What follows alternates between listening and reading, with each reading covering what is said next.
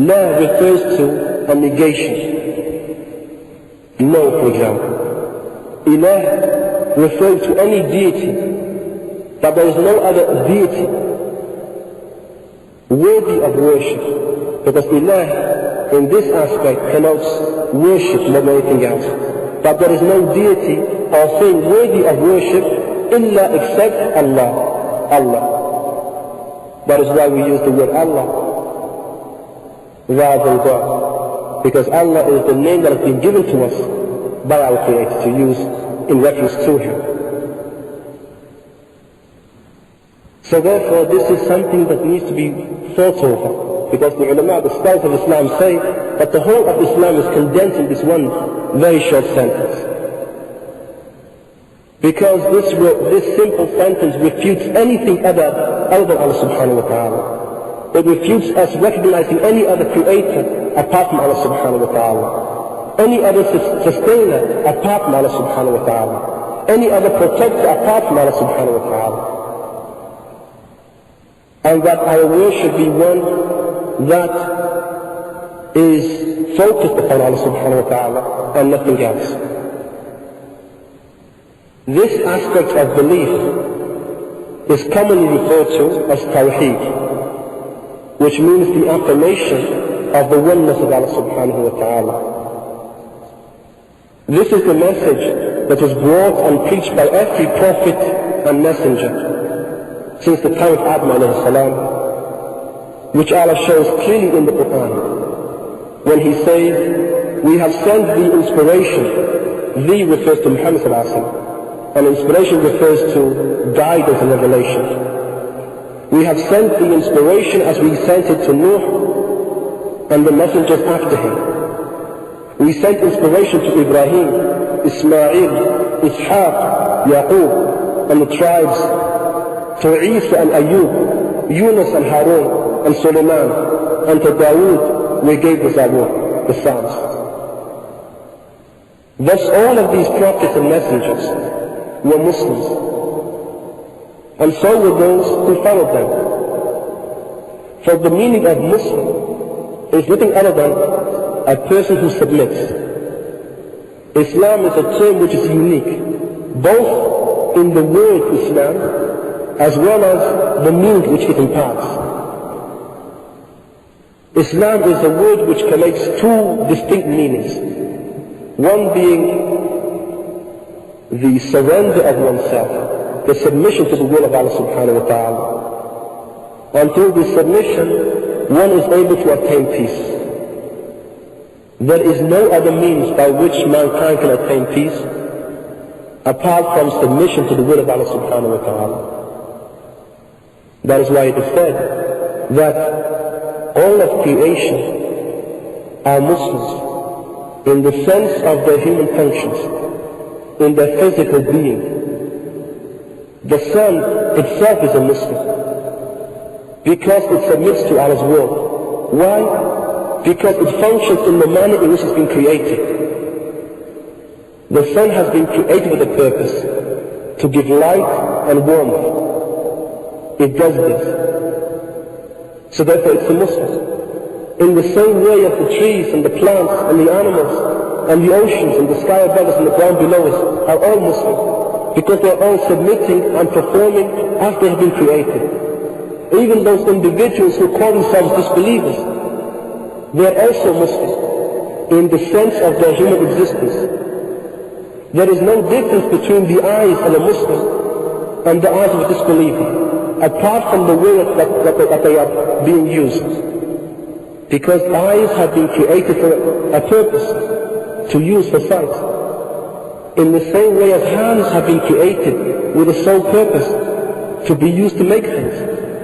And legs have been created for us to walk with. So therefore in this sense our physical body are Muslims. The first side of the table is over. Please turn to the second. Because they are performing and acting in the manner in which they have been made. It is only the human mind and man's heart that refutes Allah as their creator. So for those people who dispute who proclaim something other than Allah subhanahu wa ta'ala as their Lord, they are in total loss in the sense that their bodies and their minds are separate. One half of them is wishing to believe in Allah subhanahu wa ta'ala, and the other half is refusing. The aspect of al-fitrah, whereby all of us have this inclination to seek the truth and who wish to believe in Allah subhanahu wa ta'ala, is also an idea that can be used in the sphere of peace. But when someone accepts Allah, God as his creator, then his whole body becomes one.